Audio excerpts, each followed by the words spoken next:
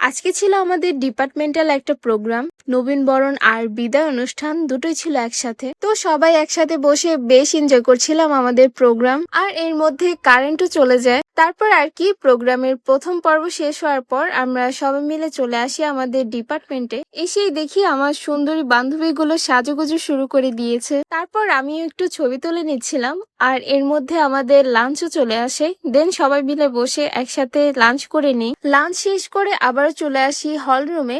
দেন শুরু হয় আমাদের প্রোগ্রামের সেকেন্ড পার্ট, মানে কালচারাল প্রোগ্রাম। প্রত্যেকটা পারফরমেন্স ছিল খুবই সুন্দর। সবগুলো পারফরমেন্সই আমরা সবাই মিলে বেশ এনজয় করেছি। সবগুলো পারফরমেন্সের ক্লিপ ভিডিওতে অ্যাড করলে ভিডিওটা অনেক বড় হয়ে যাবে, সেজন্য তোমাদের সাথে আলাদা করে শেয়ার করব।